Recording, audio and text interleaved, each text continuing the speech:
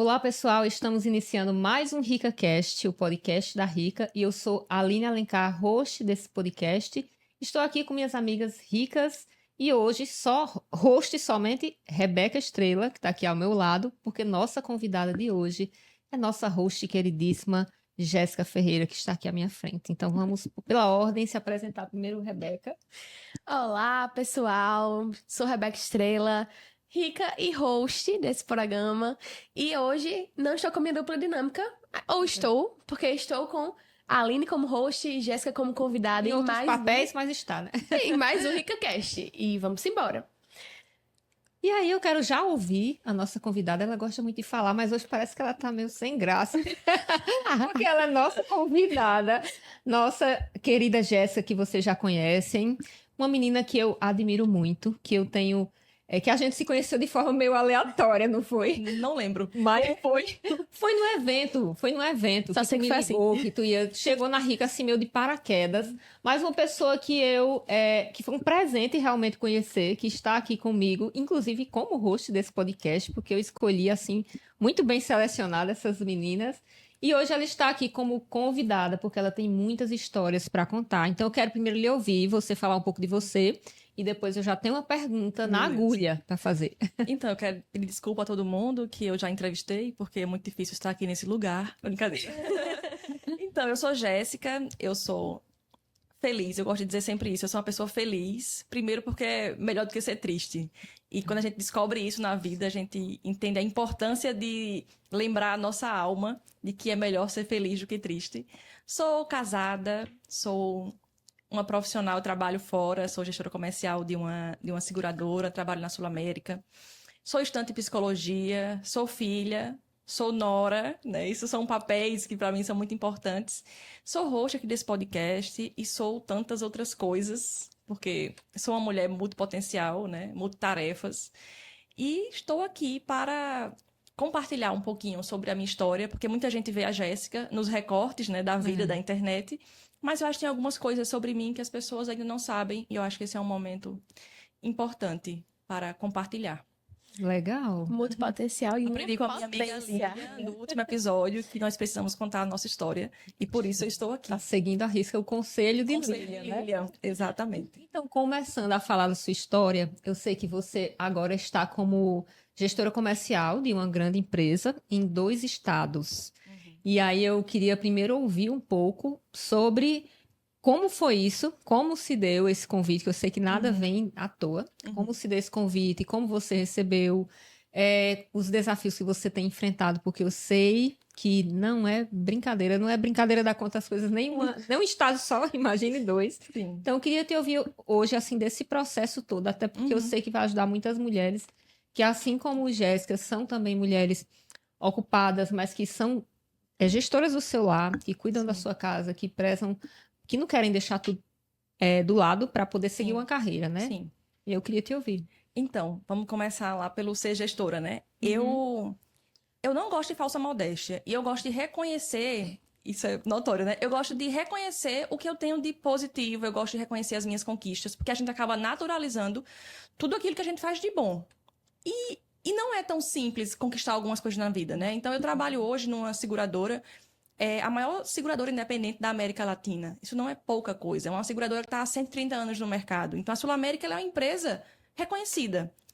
Eu não vou ser hipócrita de dizer que não é importante representar essa empresa. Lógico que é, né? Existe uma responsabilidade que foi confiada a mim na hora que ela me entrega a gestão comercial, a representação dela comercialmente com seus parceiros em um estado. Isso é muito. Sim. E eu recebo esse desafio, né? Isso existe uma carga emocional que vem junto com isso, existem as cobranças. E quando eu recebo o convite, Aline, para depois de 1 ano na Sul América, assumir também o Rio Grande do Norte, são vários sentimentos, né? Um de reconhecimento, de gratidão, de, poxa, eu devo estar mesmo no caminho certo, eu devo estar agradando com a forma como eu atuo deve ter ali alguma coisa legal para que essa empresa me confie também um outro estado. E vem os desafios, principalmente porque esse outro estado ele compromete muito mais a questão do meu lar. Eu preciso me ausentar mais de casa, né? Então, em fevereiro eu precisei dormir em Campina Grande, precisei dormir no Rio Grande do Norte.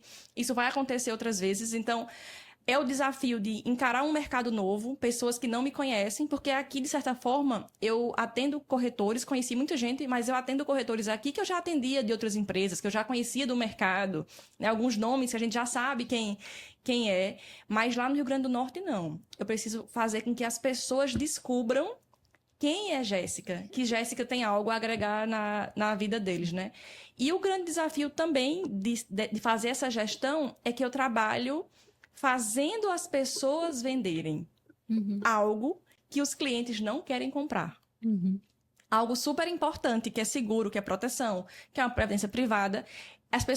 Meus corretores, eles precisam vender para as pessoas aquilo que elas precisam muito, mas que elas ainda não sabem que precisam, elas sabem que precisam, mas não priorizam.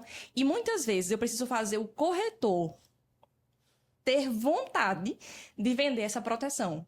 Porque às vezes ele foca muito em vender automóvel, o seguro da moto, o seguro da casa, e esquece de fazer o seguro para as pessoas. Então, o meu grande desafio é esse, equilibrar essas demandas, né, da minha vida externa, da minha vida secular, da minha questão espiritual, porque a rotina, ela também nos tira muito o tempo, e a gente precisa equilibrar também essa questão espiritual da nossa rotina diária com Cristo, né? Da igreja, de participar das coisas da igreja, da minha família, dos meus pais, como eu falei, né? Dos meus sogros, do meu marido, das minhas atribuições de casa, da faculdade. Então, assumi esse desafio, mas eu cheguei para Deus e disse: eu sei que tem seu dedo nisso, né? Sim. E eu sei que você, junto com a missão, dá a unção.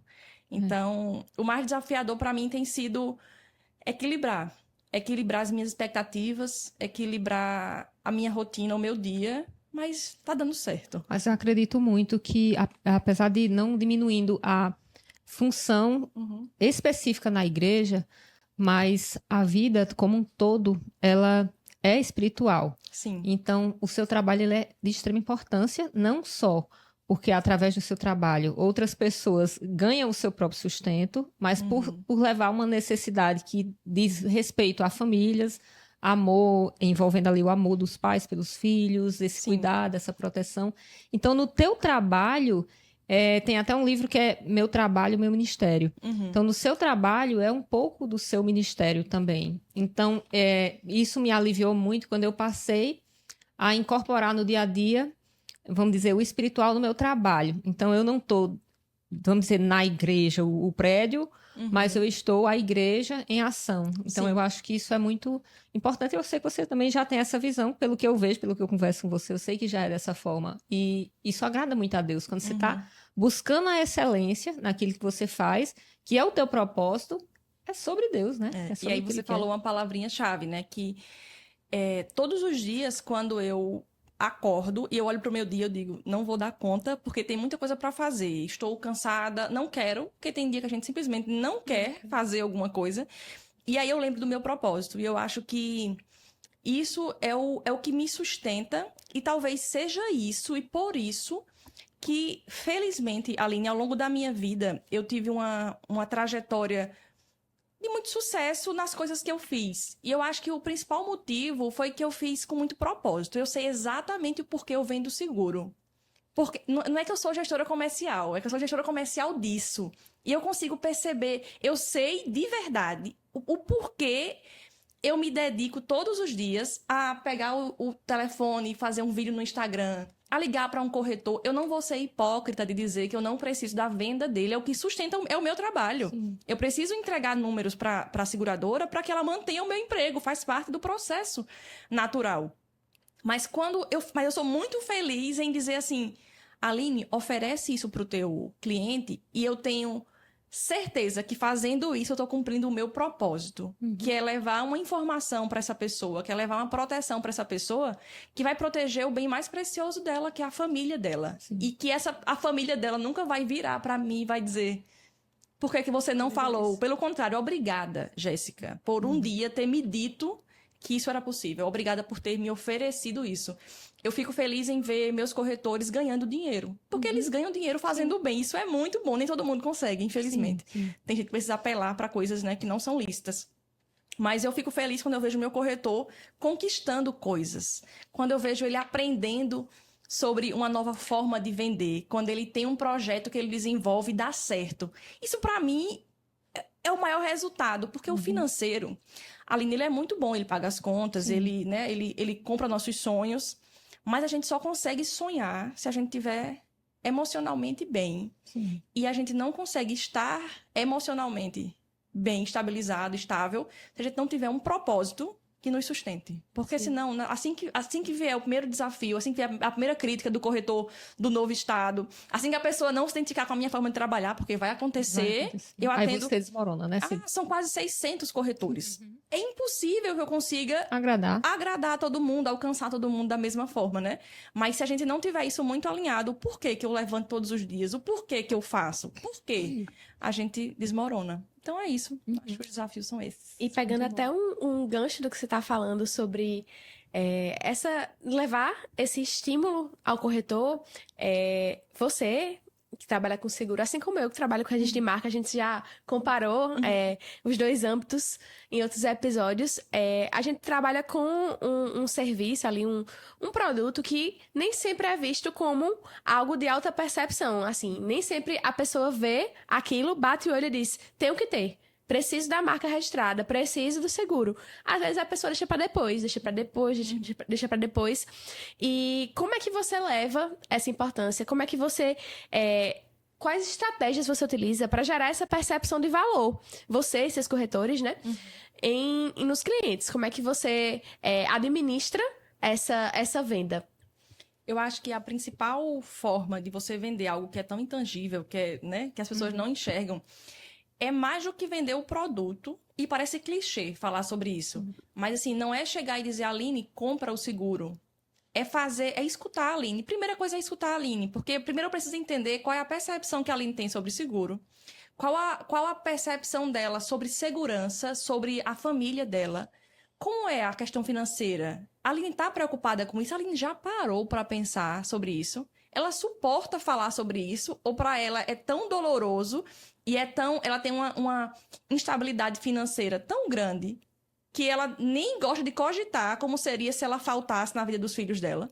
Porque tem muita mãe que nem suporta, não, eu não quero nem pensar sobre isso, eu não suporto pensar o que vai ser do meu filho se eu não estiver aqui. A gente tem que escutar essa pessoa, né? E assim, escutar mesmo, para conseguir compreender ali onde é que está o ponto crucial para você colocar a sua abordagem oferecendo como o seguro, como aquilo que eu vendo, se aplica na prática.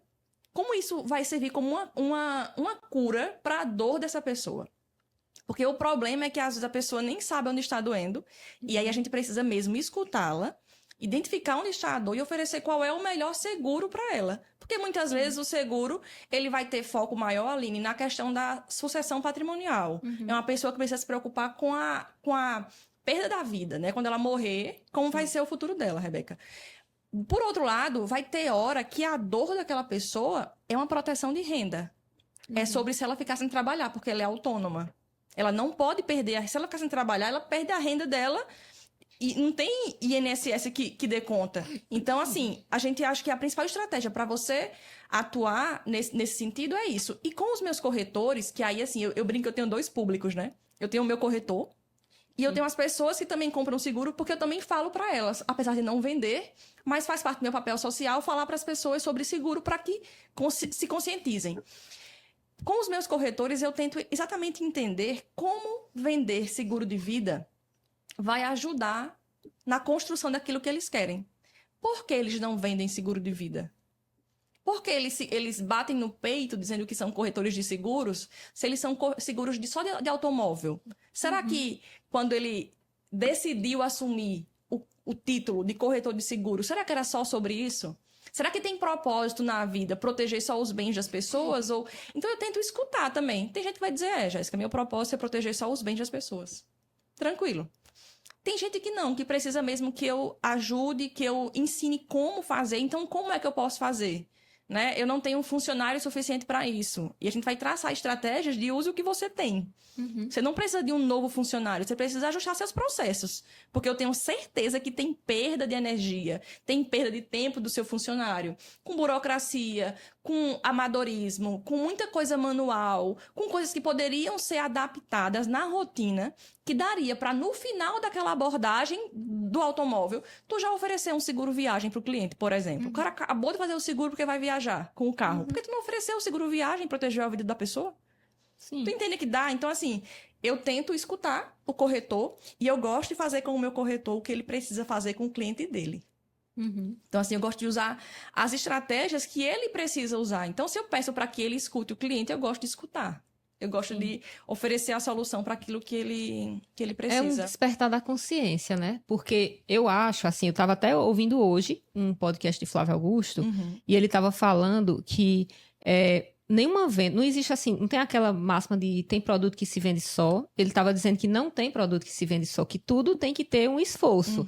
É óbvio que, vamos dizer, um seguro de automóvel, como é uma coisa culturalmente mais que as pessoas procuram, então talvez o corretor que vende seguro de automóvel é porque ele sabe que tem mais procura natural. Ele não precisa ter o trabalho tanto do despertar.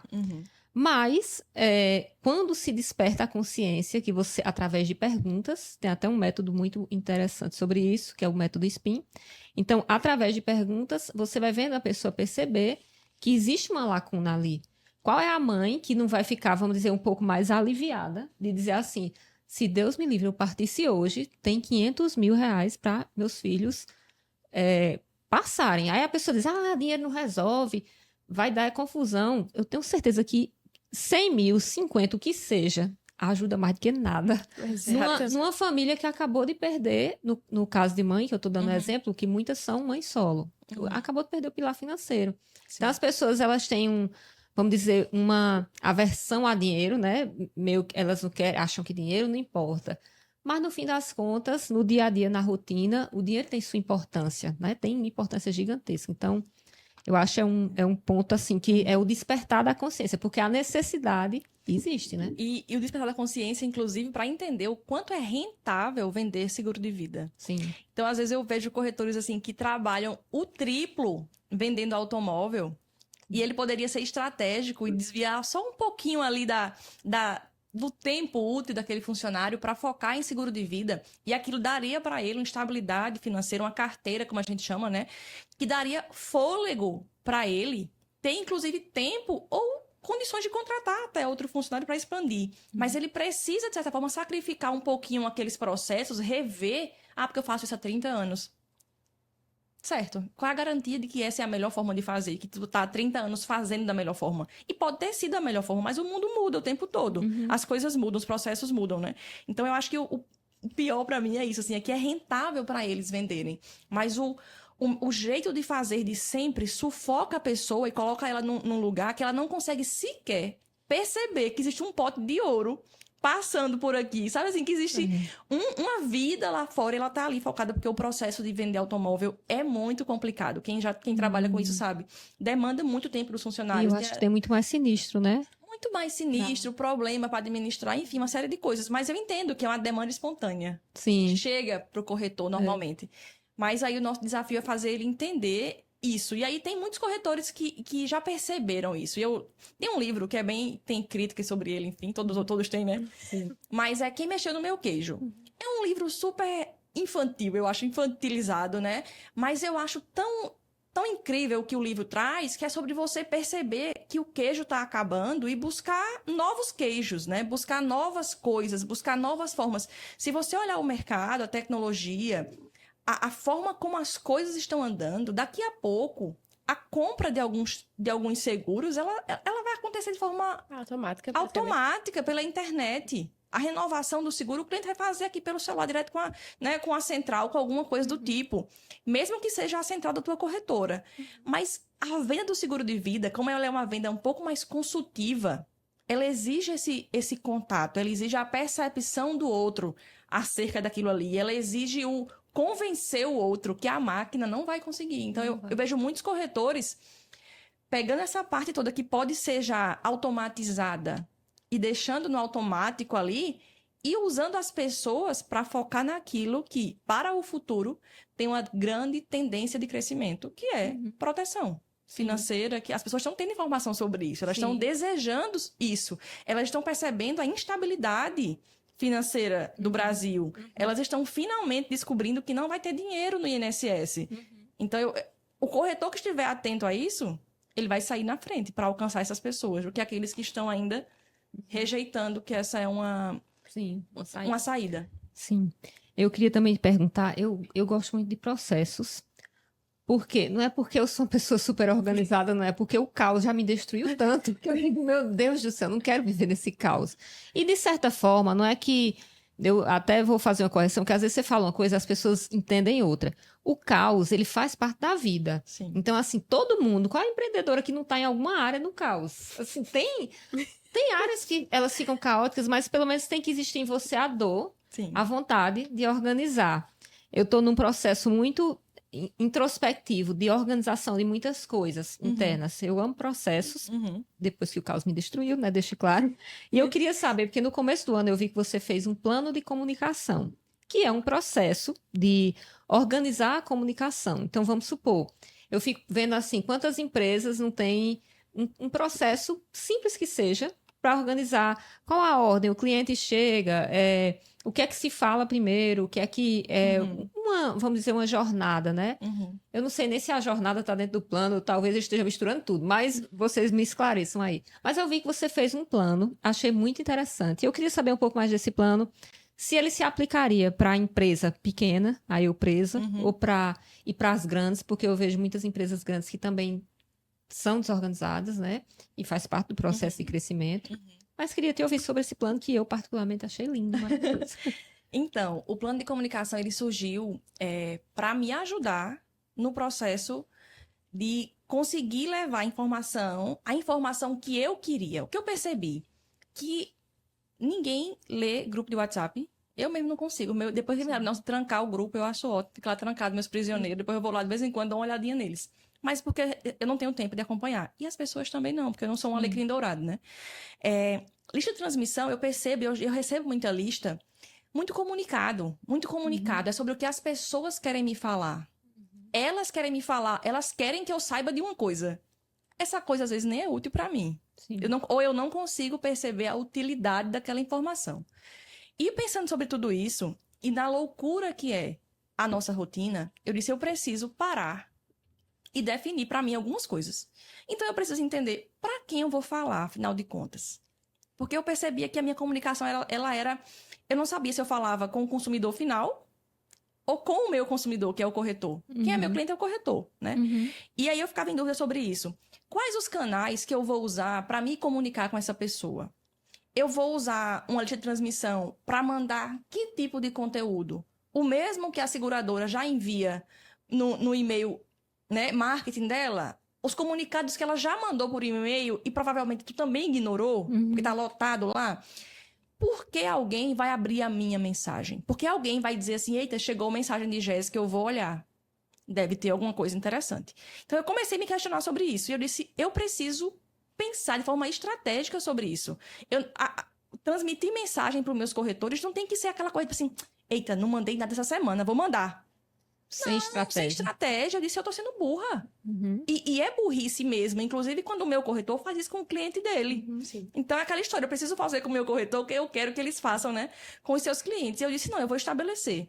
Eu vou escolher um tema por mês. E eu vou usar a lista de transmissão para ensinar as pessoas. E existe...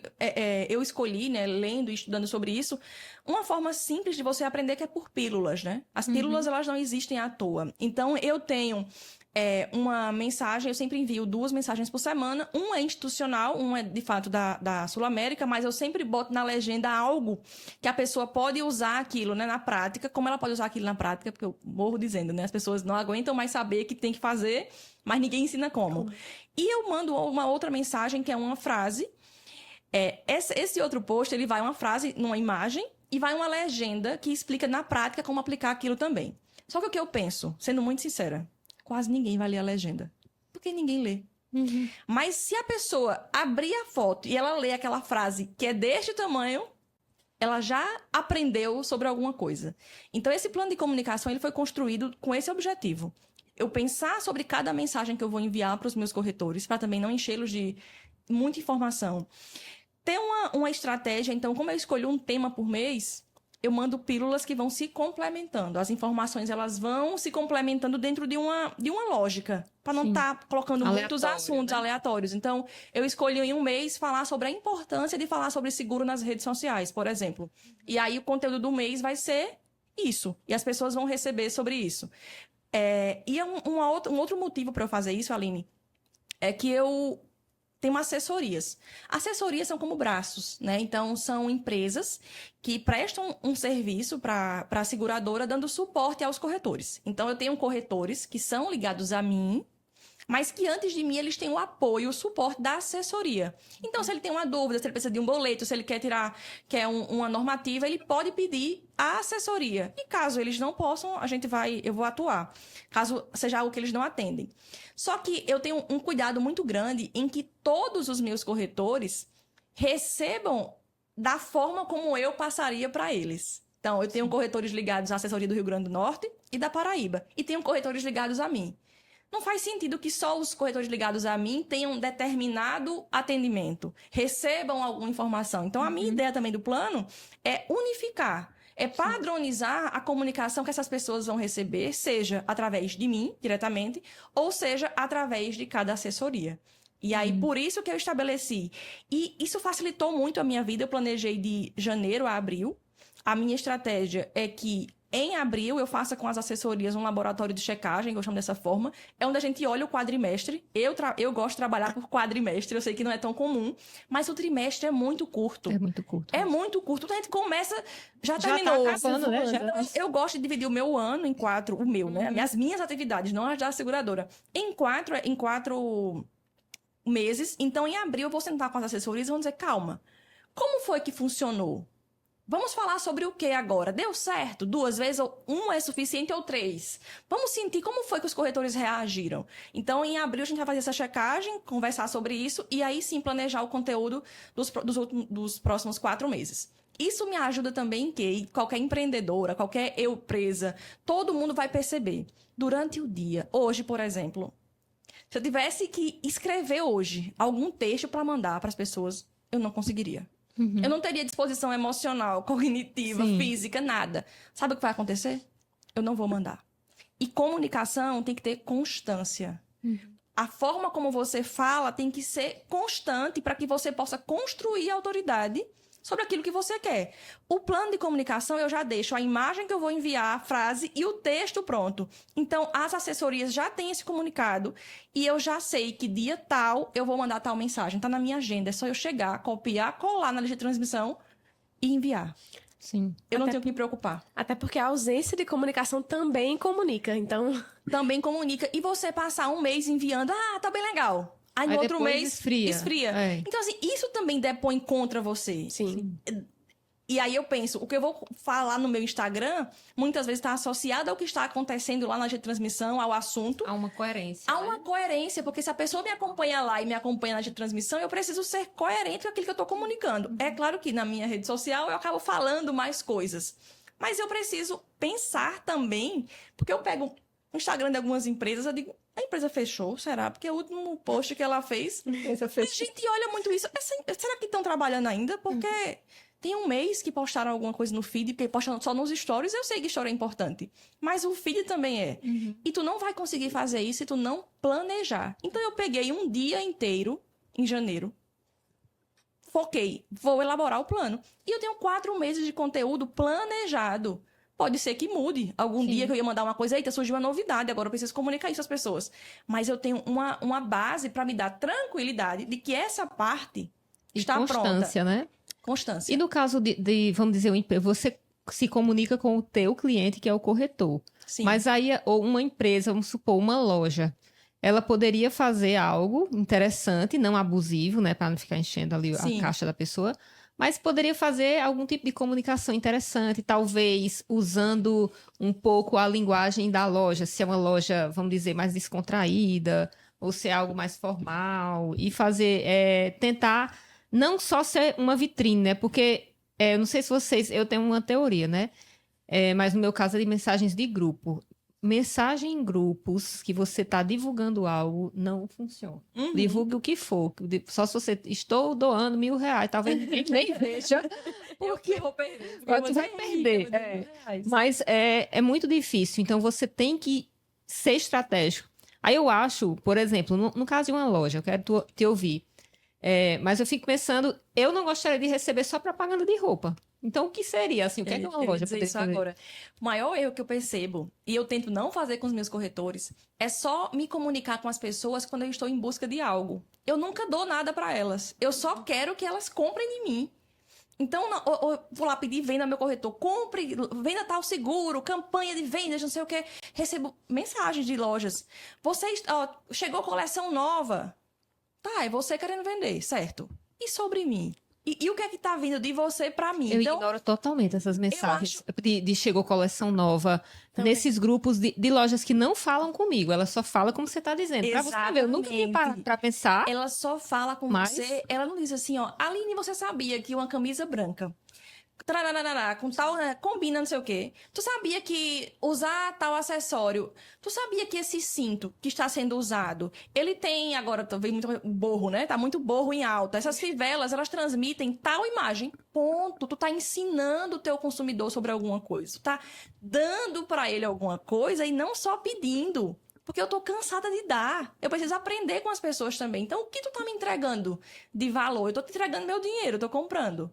E tu me entrega o quê de volta? Então, eu acho que as empresas precisam parar de falar com os clientes somente quando elas querem vender. Elas têm que criar relacionamento, porque venda é relacionamento. E não é só relacionamento de, amiga, vamos ser amiga aqui. Não. É relacionamento de verdade. Agregue valor, mas não é só na hora da loja, na hora da venda lá o valor.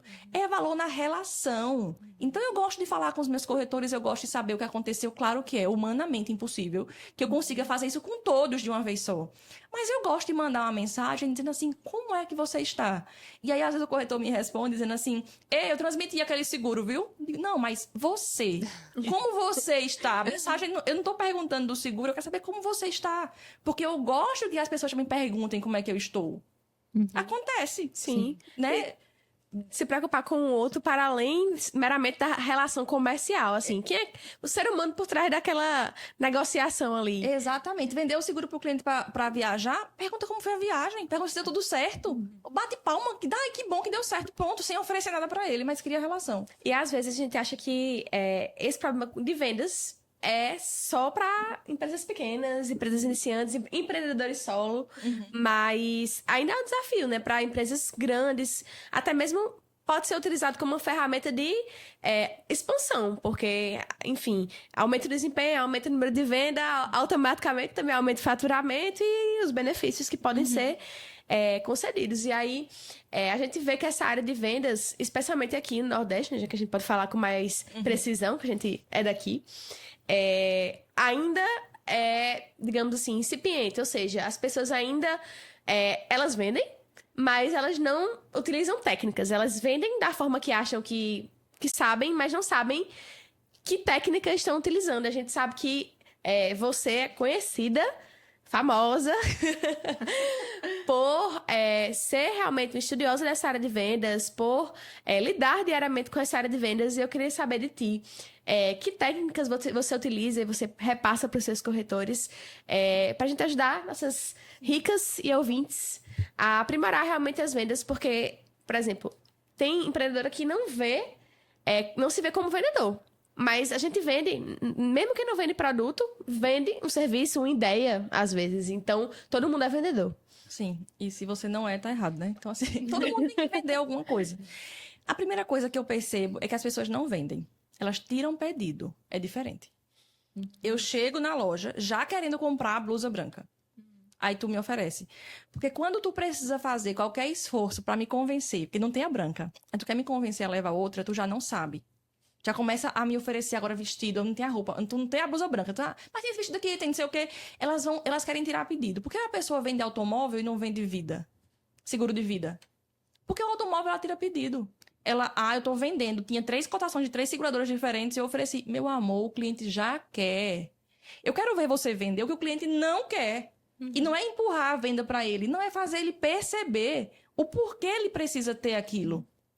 Por que é importante contratar tal capital de seguro para terceiros, por exemplo? Eu estava com o seguro do meu carro, capital super baixo para terceiros. Numa cidade como João Pessoa, que o mais tem é carrão, que se eu bater, se eu vender o meu, eu não tenho dinheiro ainda para arrumar a lanterna do carro do amigo. Ele tem que me explicar, ele tem que me vender, não é vender o seguro do automóvel.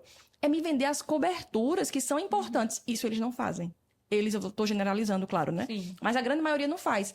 A pessoa da loja, a empreendedora, ela tá lá por instinto, ela vai oferecendo, aí dá certo, e ela vai vendendo, tirando pedido. Tu chega pra ela falando um short jeans, ela tem um short jeans, te oferece, tem teu tamanho, tu veste, tu gosta, tchau. Mas quando tu fala qualquer objeção, ela já não sabe mais como resolver aquele problema. E aí, é isso que eu percebo muito de modo geral. Quando você coloca qualquer objeção, que nem é às vezes fazendo, né, de durona, é só porque de fato é algo que você não está conseguindo perceber valor naquilo ali, as pessoas ficam caladas. Vai comprar uma peça de linho numa loja, aí tu vai falar assim, é caro. Aí a vendedora faz, a cara diz assim, é mesmo, é caro mesmo. Ela não consegue te convencer do porquê que linho é caro. Ah, porque é uma trama natural, vai ser versátil para você usar tanto no inverno quanto no verão. Aqui no verão, por exemplo, vai te oferecer conforto térmico nessa peça. É uma peça que, mesmo amassada, continua elegante. Então, você que usa o cinto de segurança, no meu caso, que entro e saio de vários lugares, é normal que eu me amasse, mas o linho tem uma licença poética para ser chique e amassado. Existe uma série de coisas que vão agregar valor, porque o linho não é caro do nada. Ele é caro porque ele passa alguma coisa, ele transmite alguma coisa. Mas tu vai chegar, vai dizer a cara, ela vai dizer... Mas é top. É assim, é super tendência e top e né? É o discurso, o vocabulário que se tem para isso. Aí quando eu falo de técnicas, a gente vai para outro extremo, que eu fico irritada. Que são as pessoas que leem alguns livros, né? Alguns livros de famosos que falam sobre técnicas e começam a aplicar. Os livros foram escritos nos Estados Unidos, com o público dos Estados Unidos. E as pessoas começam a aplicar as técnicas puramente, tipo assim, escassez. Os gatilhos, né? Os gatilhos. Aí começa a usar os gatilhos de forma assim, escassez, urgência. Ah, só até hoje. Aí amanhã tá de novo lá o negócio. Ou se apega só a isso. Na hora que eu digo assim, ó, não, eu vou dar mais uma olhada. Só tem esse, viu? Achando que vai me convencer a comprar, porque tá me dizendo assim, só tem esse, viu? É só até hoje, viu? De forma muito, muito abrupta, eu acho assim, muito fria, seca. Quer transmitir autoridade somente pela vestimenta. Mas o comportamento não condiz, não há constância para construir autoridade. Então, eu acho que o que falta nas pessoas não é nem que elas não sabem as técnicas.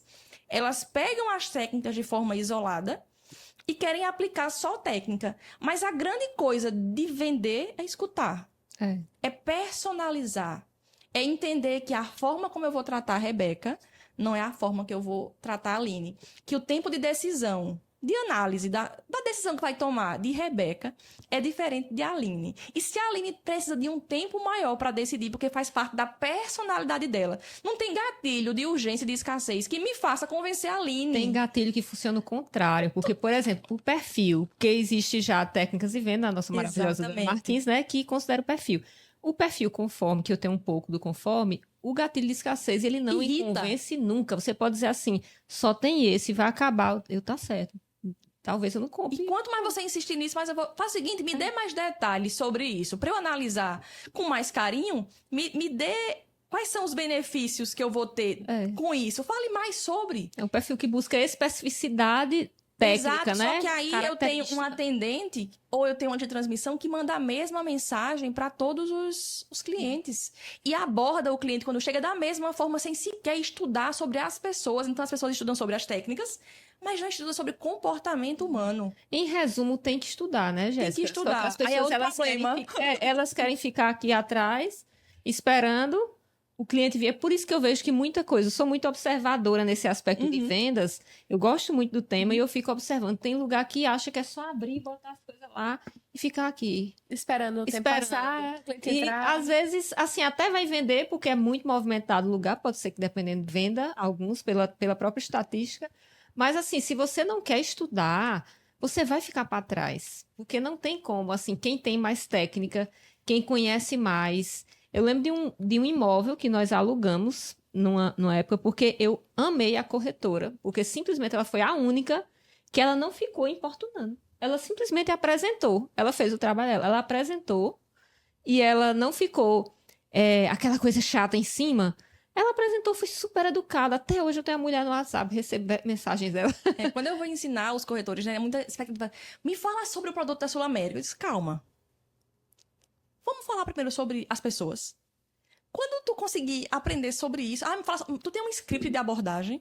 Para que tipo de perfil? Para que tipo de cliente? E funciona para todos, né? Exato. Geralmente querem... Não tem. Não, é porque meu cliente é jovem. Certo, mas Que tipo, são pessoas diferentes. são pessoas diferentes. Então, eu acho que o segredo e o erro das pessoas, Rebeca, eu tô me estendendo, é que, assim, as pessoas, elas querem aprender as técnicas, mas elas não querem aprender sobre pessoas, elas querem ter um manual pronto de como fazer, de como funcionar. Porque, por exemplo, até a minha lista de comunicação, voltando pro plano, o meu sonho era conseguir mapear o perfil comportamental de cada corretor meu para falar com ele exatamente da forma como ele gosta de receber a informação, como o perfil dele gosta. É o meu projeto pro futuro, eu tento fazer isso. Mapear os corretores, aqueles que eu já atendi, essa pessoa é assim, então eu vou falar com ela dessa forma. Não adianta mandar nem transmissão para ela.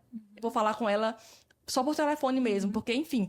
Mas a ideia é essa, que as pessoas sobre venda, que aprenda a não só tirar pedido, a personalizar a venda, a escutar as pessoas e a estudar sobre comportamento humano. Super importante. E eu tava até conversando, tô fazendo a mentoria de tráfego pago com a Daci, nossa Ô, patrocinadora.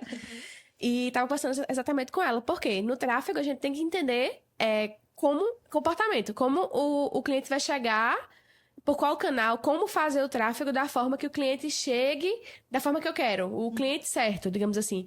E tem muito a ver com a forma também de atendimento. E aí, eu tava até comentando com ela, que tem gente que tem gurus na internet, e aí já fica a dica para nossos ouvintes, que dizem o tempo todo que tem que ser por ligação, que tem que ser por reunião, que tem que ser na mensagem X, Y, tem que ser o script perfeito é tal. E não funciona para todo mundo. E a pessoa se frustra às vezes porque quer seguir estritamente o que o guru da internet disse, não vende e joga a culpa no mundo, no cliente, em qualquer coisa além dela mesma, que não está fazendo o básico, que é entender Personalizar. as pessoas. Exato. Sobre pessoas mesmo. Mas eu queria agora que a gente falasse um pouco de vida pessoal. Ai, meu Deus. Vamos só. Que tem a ver com a profissional, vamos entender já já. Soube de uma história que você era uma cantora quando era criança. E aí eu queria saber mais disso aí. Eu fiquei assim... Arquivo confidencial. Eu não estou entendendo. Ela que tanto fala que vai ser famosa, ela já é. Já é. Então, vamos lá. Essas pessoas foram longe, viu? Vocês foram longe. Então, Sandy e Júnior do Brejo Paraibano. Era eu e meu irmão, né? A gente mirou em Sandy, mas não deu certo. Mas então, meu irmão inventou uma banda e eu tinha 7 anos quando tudo isso aconteceu, né? E eu resolvi que eu queria ser cantora. Eu nunca estudei música, mas eu comecei a cantar nas festinhas de escola. A gente, né, começou nisso, no São João da escola. A bandinha do meu irmão ia lá tocar, eu ia também cantar. E a coisa foi tomando uma proporção maior e foi se profissionalizando, mesmo com todo o amadorismo que envolveu o processo, né? Foi dos 7 aos 12 anos. A gente tinha essa banda, uma banda pequena. Às vezes tinha vocalistas de fora, às vezes era só eu e meu irmão. E a gente cantava em todas as cidades que você imaginar do interior. Então, Meu Deus, não era nem uma cidade só. Não, querida, eu não sou uma mulher de uma cidade só, eu sou uma mulher de várias É cidades. daí que vem Natal, gente. Mas a gente cantava assim, a gente tinha... E era bem interessante, porque a gente tinha vários tipos de repertório. Então, a gente tinha sexta-feira à noite, a gente tocava seresta, em algum barzinho, por exemplo. Aí, no sábado, era forró, assim, era... né, festa mesmo, a festa durava 5 horas, eu não aguentava, eu ficava dormindo dentro da capa do teclado, atrás da caixa de som, até hoje eu durmo com o maior barulho, fui educada dessa forma, e a gente cantava no interior, eu cantei na Micarande com Capilé, foi bem interessante, Deus, foi no famosa Piu mesmo. Piu. Quando a gente tinha celular, a gente não tem muito registro sobre isso, mas existe um DVD, que inclusive eu pedi a mãe esses dias, tá lá em casa, só não tem um aparelho, quem é que tem um aparelho que lê Tem um que fazer a DVD? conversão, porque é um momento histórico. É uma relíquia. Quem é que tem um computador que coloca o DVD? drive. Não tem, né? Enfim, toda essa busca para colocar isso numa nuvem. Mas a gente tem vários trechos, né, de festas que eu participei, que tinha aquelas filmadoras e que foi convertido. Mas foi uma fase extremamente necessária para a construção de quem Jéssica é hoje. Inclusive das sequelas que Jéssica tem, emocionais e tudo mais. Porque é uma fase de um desenvolvimento importantíssimo para uma criança, dos 7 aos 12. Ela está construindo a visão dela sobre o mundo. E quando você, Aline e Rebeca, você se expõe, você é muito, muito criança. Tua filha tem quantos anos? A mais nova? A mais nova, 5. Pronto, eu tinha 7 anos. É muito cedo. Muito cedo. E aí, você está exposto em um lugar, como cantar, por exemplo, em cima de um palco, você vai receber muitas críticas. Vai ter um monte de gente que vai achar fofinho, bonitinho, e era legal, e tinha caderno da escola com minha foto, tinha na camisa, na rádio da cidade, na rádio FM da cidade. A música chegava a ser pedida 50 vezes, ganhei troféu da música mais tocada na rádio, que naquela época não era, né? Isso era muito. Então, assim, tinha uma repercussão, as crianças iam pra festa da padroeira, pro parque, e elas queriam andar na roda gigante comigo. E a gente tinha cartas, tinha caixa. Famosa mesmo. Muito famosa. Tu não tá entendendo, não. Era Floribela do Brejo. Aquelas cartas que vinham enroladas, você jogava assim, tinha aquelas cartas que eu ia na rádio, o pessoal mandava, ia buscar. E a gente ia nos sítios, conhecer as pessoas, e voltava com a bicicleta cheia de manga, macaxeira, batata, tudo que podia. E existia isso. Isso desenvolveu em mim uma relação muito próxima com as pessoas, assim, me ensinou a lidar com o sentimento das pessoas, com o que elas enxergavam em mim, com reconhecer esse carinho que vinha e a criar uma casca, a uma blindagem, porque eu também ouvi muita coisa ruim. Você ouvia de adultos e crianças? De tudo. Então, assim, eu via na escola, eu via a piadinha, a música tinha um refrão que era bem, bem chicletinho, então ficava cantando de maneira pejorativa. E durante muito tempo isso me fez mal, por um lado, mas todos os dias os meus pais diziam, sempre muito assim, você quer continuar? Você quer continuar? Mas se quiser continuar, vai ter que aprender a lidar com isso, vai ter que ensaiar, porque também existe uma rotina que eu precisei ter, que essa rotina, para não sacrificar a escola, porque era, né, para os meus pais era o pré-requisito, se der mal lá, perde aqui, eu tive que abrir mão do brincar. Não dava tempo pra tudo. Então, muitas vezes, meus amiguinhos estavam na rua brincando, que eu morava no interior, isso existia, mas eu precisava ensaiar. E minha mãe sempre foi muito assim, ó, você não é obrigada a cantar. Mas se for pra cantar, você vai ter que se preparar. Faz parte do pacote, porque as pessoas vão pagar pra lhe escutar, elas têm que escutar algo de qualidade. Isso foi criando em mim esse senso de responsabilidade, inclusive um pouco acima do que deveria, porque na fase de desenvolver isso, eu desenvolvi de uma forma muito precoce. Então, a exposição, o lidar com as críticas, a entender que eu ia fazer o meu melhor, porque eu tinha ensaiado, mas eu não ia conseguir agradar todo mundo. E isso eu levo para a minha vida hoje. Eu não vou conseguir agradar todo mundo, mas desenvolveu em mim também essa capacidade que eu tenho hoje de olhar e dizer corajosa, porque nenhuma criança de 7 anos está falando mal de você teria coragem de subir num palco com um monte de gente olhando para elas e cantar. Ninguém tinha essa coragem. Então, para falar de mim, isso eu falo até hoje, para falar do que eu faço, vai ter que ter, no mínimo, coragem de pegar o celularzinho, vai falar do meu vídeo, grave um. Aí você fala do meu. Não que eu vá lhe escutar, mas para ter o direito de começar a falar, primeiro você grave o seu.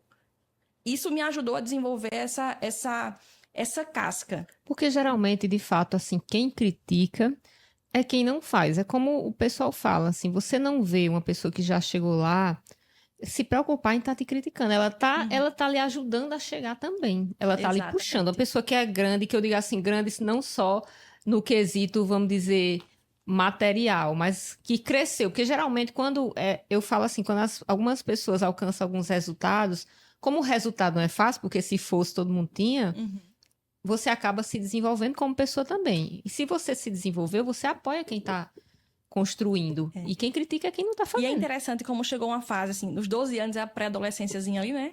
A gente parou, meu irmão veio estudar em João Pessoa. Teu irmão mais velho? É mais velho. Sim. Eu nem lembro bem como foi, mas no fim a gente não tinha mais tempo, decidiu acabar com a banda. E até hoje, quando eu vou no interior, eu fico com o Rogério, meu marido lá. O pessoal, Jéssica, e a banda? Aí meu marido, meu Deus, tu é famosa mesmo. Oxe, até hoje o pessoal lembra da história, né? Ah, elogia. Mas chegou uma fase da minha vida que eu acho que tanta exposição teve um efeito rebote. E eu me tornei uma pessoa que eu não queria ser notada. Eu não queria ser percebida, porque a minha infância inteira eu não passava despercebida. Ah, cantora! Jéssica! Não tinha como passar. E deve ser péssimo ser esses famosíssimos. Não deve ser muito bom, não. Só queria ser uma pessoa normal, que não era notada. Quando eu vim morar aqui em João Pessoa, eu queria ser essa pessoa. que não era notada. Então, a minha roupa, se eu fosse sair com vocês duas, eu ia perguntar, qual é a roupa que vocês vão? Porque a minha tinha que ser a mais discreta, que era para vocês brilharem. Eu não queria aparecer, eu não queria ser notada, eu parei de cantar totalmente. Depois da cirurgia ficou pior, mas eu não queria cantar. Eu não cantava nem no banheiro. De tanto que, assim, que eu... Acho pela adolescência, enfim, por não ter administrado as minhas emoções na época, eu quis sair desse lugar de holofote. Até que um dia, Deus falou comigo que não foi pra isso que ele me chamou, né? Não foi pra isso que ele me deu luz.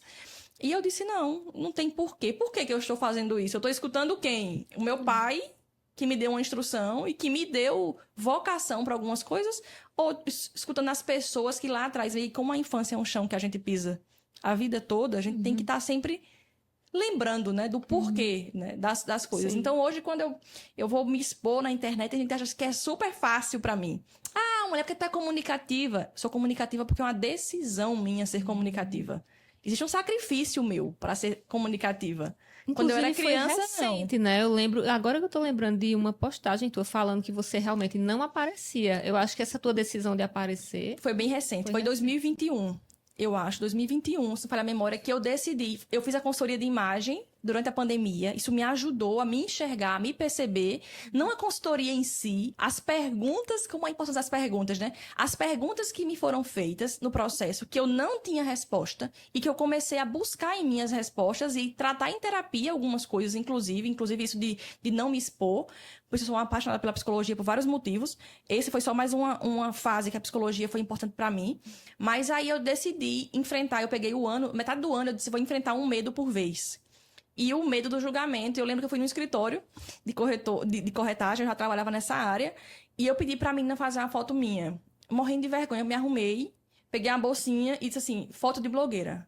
Fiz a foto de blogueira, assim, com a bolsinha aqui, disse, pronto. Tira uma foto minha, toda assim, tensa. E postei, eu disse, a partir de hoje, eu rompo com isso. Acabou o meu medo de tirar foto. Eu não gostava de ser fotografada. Eu fazia uma selfie, assim, em último caso, mas eu não gostava de ser... Porque eu me sentia como a estrela. Por que eu vou tirar uma foto minha e postar? Eu não queria aparecer. Aí eu disse, não, a partir de hoje eu vou aparecer sim. Nunca acima de ninguém, nunca mais do que ninguém, nunca pra machucar alguém. Mas eu vou sim aparecer todas as vezes que eu sentir vontade de aparecer. E aí eu escolhi vários medos. Eu tinha morrido de medo de arma. Meu pai é policial e a gente cresceu aquele negócio, né? Não toque em arma. E não estava errado, estava certo. Mas isso me dava tanto medo que eu dizia, se um dia Deus me livre, eu for assaltada, eu vou ter tanto medo da arma que eu não sei o que eu vou fazer. Aí eu escolhia um medo por mês. Fui para um stand de tiro, peguei a arma, manuseei a arma, dei um bocado de tiro, pronto. Disse, pronto. Quem manda em quem? Eu dizia assim, eu vou mostrar o meu medo, quem é que manda. Isso em várias coisas da vida. Vários pequenos medos eu fui enfrentando. Mas essa fase da infância e da criança foi fundamental demais. Eu digo para as duas coisas, né? Tanto para as sequelas, quanto para me ajudar a perceber a vida de outra forma. Tem como ter só o bônus, né? Vem Não o tem como ônus ser... também. não tem. E puxando um pouco ainda no pessoal, Jéssica, eu acho que Eita. tem dois acontecimentos marcantes, assim, que a gente poderia resumir. Jéssica, a vida de Jéssica. A questão de ser cantora na infância é um deles, claramente, mas você passou por uma fase, um momento pessoal de saúde bem delicado. E eu sei que há algumas mulheres que nos escutam também podem estar passando por um momento de saúde como você passou. E a gente queria ouvir de ti o que você aprendeu, o que você pode trazer pra gente pra acalmar os corações de alguém que já passou por aquela fase, alguém que já deixou aquilo dali pra trás. O que você trouxe de aprendizado desse momento da sua vida? Esse momento foi bem interessante, porque, voltando só um pouquinho para contextualizar, eu tive depressão, muita gente não sabe, né? Eu tive uma depressão muito forte na minha adolescência. Então, acho que eu nem lembro quantos anos eu tinha, eu sou péssima de datas, mas eu estava no primeiro ano da faculdade, eu acho. Não lembro bem, mas é isso mesmo. Eu fazia estágio na Infraero e estudava no Uniesp, que é bem distante, né? Uma em Bahia e outra em Cabedelo. E eu andava de ônibus, porque eu tinha 16 anos, 15 para 16 anos, eu acho, 16, estava na faculdade, 16 anos. E essa rotina louca, e eu sempre com muita pressa sobreviver, achava que eu estava atrasada para a vida, então eu estudava muito e tinha uma rotina muito frenética, ainda muito jovem, uma busca incessante por conseguir as coisas, e eu desenvolvi síndrome do pânico. Eu não conseguia entrar no ônibus. Eu pegava tanto ônibus por dia, pegava 8 ônibus por dia. E eu comecei a desenvolver uma fobia do ônibus. Era o cansaço, né? E isso me fez trancar a faculdade. Isso me fez perder o estágio automaticamente. Então, tudo que eu tinha desmoronou. Toda a minha... Imagina se eu já era apressada, imagina quando eu me vi tendo que parar tudo. Isso me fez entrar em depressão. E durante esse processo de estar em depressão, eu desisti de viver. E foi uma fase muito difícil, né? Pra mim e pros meus pais, que eu não me lembro pouca coisa do que aconteceu, mas foi uma decisão, foi algo muito pesado, né? Lidar com aquilo. E quando, felizmente, né, eu não consegui o que eu na época queria, eu fiz terapia há muito tempo e eu descobri que era legal viver. Eu descobri que dava pra viver, dava pra ser legal. Até então era legal viver. E com o tempo eu fui descobrindo, encontrando em Deus, né, o propósito de estar viva, do porquê que eu precisava estar viva no mundo. Quando eu adoeci, algum tempo depois, eu me vi assim, eu parei um dia quando eu descobri, né, chegou lá o diagnóstico, câncer. Você olha e diz, meu Deus, eu vou morrer. Até você entender o que está acontecendo, eu disse, eu vou morrer. Mas tu fez um exame de rotina? Eu fiz exame de rotina, exatamente. E eu vou falar sobre essa importância do se cuidar e do quanto Deus foi cuidadoso comigo nisso. Mas quando eu vi aquele exame assim de, poxa, câncer, na hora me veio assim aquela história, né? Eu tinha 2 opções e eu já tinha descoberto que era muito bom ficar viva. Eu queria ficar viva. E eu disse, que interessante. Um tempo atrás eu não queria estar mais viva. E hoje... E isso está me fazendo lutar para permanecer viva. Assim, para mim foi um aprendizado gigante de entender isso. E o maior aprendizado que eu tive, Rebeca, de tudo isso, foi primeiro que a gente precisa se cuidar, fazer exames preventivos. Eu descobri numa brincadeira, fui com uma amiga minha no médico, a outra amiga dela que ia, faltou, ela ficou com pena do médico porque tinha reservado o horário. Eu disse, como teu plano de saúde é o mesmo, faz o seguinte, aproveita e entra nessa consulta.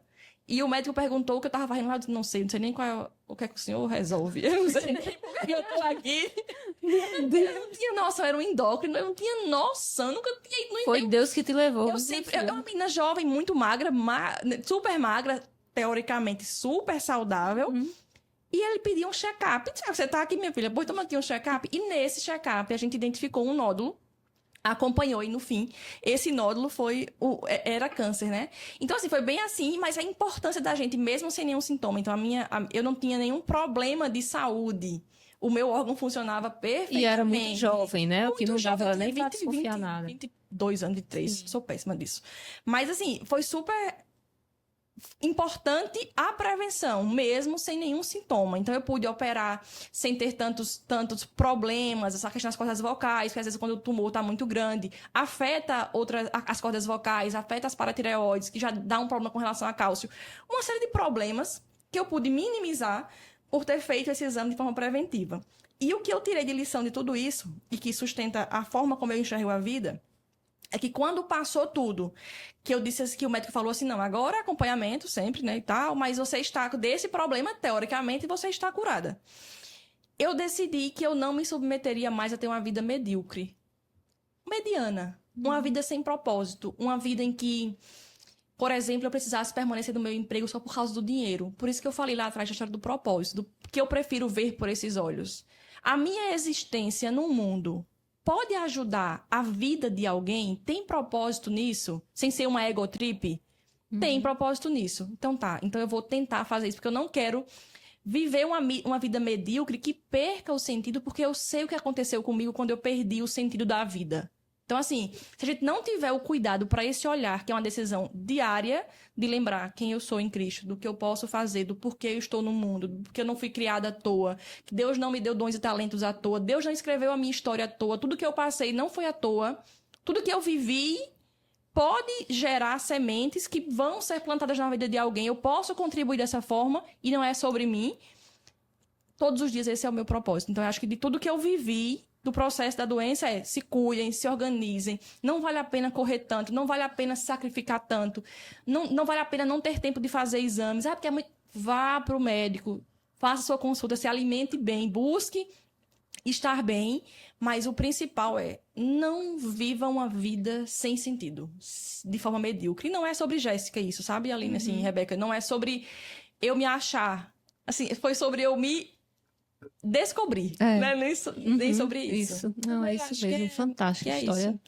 Linda e muito bom de ver você do jeito que é. E aí a gente entende por que que você é como você é. Exato. Por que que você fala tanto sobre, assim, você tem toda essa clareza, né, de quem ela é. E aí a gente entende, porque olha pra trás e vê toda a sua história. Por isso que eu digo que é melhor ser feliz do que ser Você triste. começou assim, E todos Rica. os dias eu escolho ser feliz. Porque é uma escolha nossa. É a forma como a gente. escolha. É a lente que a gente todos os dias, quando acorda, coloca. Coloca. E a É. forma como a gente vai enxergar. A gente tem duas lentes todos os dias. Sim. E a gente escolhe a lente que vai colocar. E a lente da felicidade. E felicidade além das besteiras que acontecem no dia a dia, sabe? Assim. E aí, quem me vê sorrindo hoje, eu sou conhecida como uma pessoa engraçada, uma pessoa que faz piada, uma pessoa. Eu aprendi a ser assim. Mas teve um tempo em que eu não fui. Isso foi muito ruim. E eu não quero nunca mais viver esse dia. Eu não quero que as pessoas vivam esse dia. E por isso que eu digo todos os dias: escolha a lente da felicidade. Decida e convença a sua alma. Todos os dias eu digo pra mim na frente do espelho: você é feliz. Não há nada, não há voz contrária nenhuma que me diga que eu sou uma pessoa triste, porque eu não sou. Eu não fui Amém. criada pra É isso. isso mesmo. Então, todos os dias eu É. lembro a Não minha é- alma disso. Não é para olhar para as circunstâncias, né? Porque assim, as circunstâncias do mundo, elas são complicadas, mas ainda assim, há beleza na vida, né? Exatamente. Então, assim, a fé é o que você não vê também. A gente tem que sempre olhar para o que não se vê também. Porque as pessoas acabam. Se você se prender muito a isso aqui, você acaba se perdendo, porque a inflação, os preços, não sei o que, o governo, não sei o que mais lá, o mundo, a guerra. Aquela coisa, a gente adora reclamar, mas não existe coisa maior, mais bem feita do que a vida. Uhum. E a vida com seus belos e seus ruins. Então, a gente tem que buscar agradecer mesmo a Deus. E é isso, todos os dias eu pergunto, né, o que é que o meu espírito diria sobre isso, porque a minha alma não é uma boa conselheira, então eu queria aconselhar a minha alma. Então, quando a coisa tá bem caótica, o meu espírito vai me dizer, tudo vai bem, tipo assim, Deus está no controle de tudo, eu não estou sozinha, né, eu tenho um ajudador, é isso que o meu espírito vai me dizer. Então eu digo isso pra minha alma, pra ver se ela se convence e se aquieta, porque é agitada a pessoa. E por isso é tão importante contar a nossa história, né? A gente Exatamente. vem há 2 episódios ouvindo, Da nossa falando história. sobre isso. E Clareza sobre o entendimento de tudo que ela passou, dos processos, porque às vezes a pessoa não tem essa clareza. E quando a gente conversou com Lilian, existe um sofrimento assim, a descoberta de quem é Lilian passa por vários sofrimentos. A gente olha a vida de algumas mulheres e eu escuto muito isso e eu fico feliz em ter esse reconhecimento, porque um dia eu desejei para Deus, na minha consultoria, um dia eu disse como eu queria ser vista, e eu consigo hoje ser reconhecida por algumas mulheres como alguém que contribuiu para a vida delas, mas eu tenho sempre um cuidado de dizer, não foi fácil chegar nisso aqui. Não acha que um dia eu acordei e tava tudo bem. Ninguém sabe o processo. Então, às vezes, se você não descobriu ainda, é porque você tá no processo. Suporta o processo. Que daqui a pouco tu vai chegar nesse nível de conhecimento. Eu me aceito hoje porque um dia eu não me aceitei. Sim. E a gente vai construindo isso.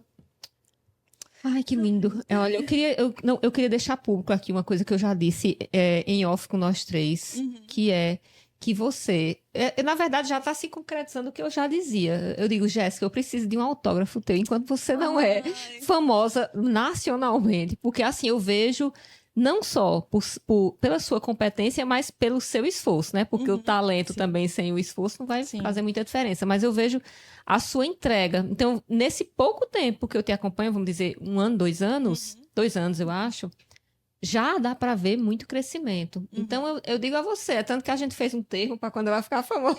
assim, Tá tudo registrado. Não, mas qualquer uma de o nós... jurídico do RicaCast se precaveu. O jurídico tá tudo certinho, mas eu realmente vejo você como uma pessoa, tipo, maior ainda do que você. É assim, a grandeza que há em você, ela já é perceptível para mim. Para você também, mas talvez nem todos percebam, né, ao seu redor. E o Mas quanto você nos tem... engrandece. Demais, demais. Eu tenho essa certeza muito clara, assim, eu sei exatamente para onde eu estou caminhando, mas não foi por vozes da minha cabeça.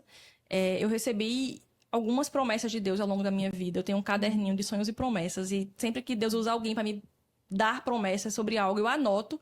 E todos os dias, quando eu tô assim, bem cabisbaixo, eu digo, não vou gravar mais nenhum vídeo, porque não sei o quê, porque eu vou me calar, eu não quero mais, eu quero ser uma pessoa anônima agora, eu não quero. Aí eu volto lá e eu eu leio e eu consigo, às vezes, até escutar a voz de quem disse, e do porquê disse. E como coisas que eu escutei em 2018 e coisas que eu escutei em 2021, em 2023, com as coisas... Na época eu não entendia nada daquilo que estava sendo falado.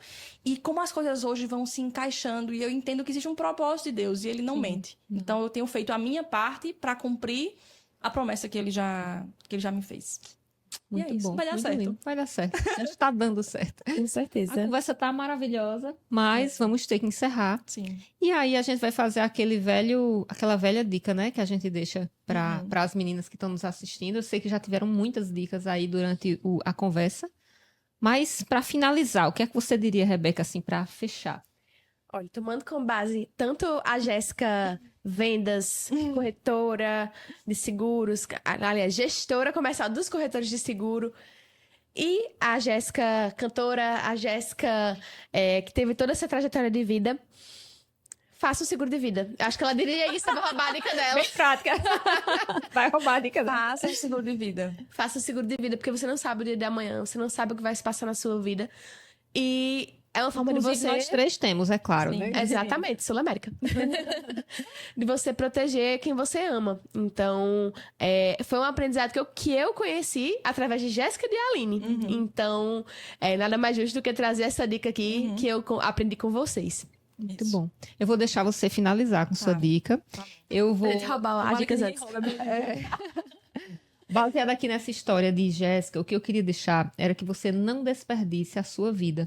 O desperdício não é só quando você se fecha para o mundo, não. Às vezes é quando você aceita a mediocridade, aceita a rotina, aceita o trabalho que você não gosta.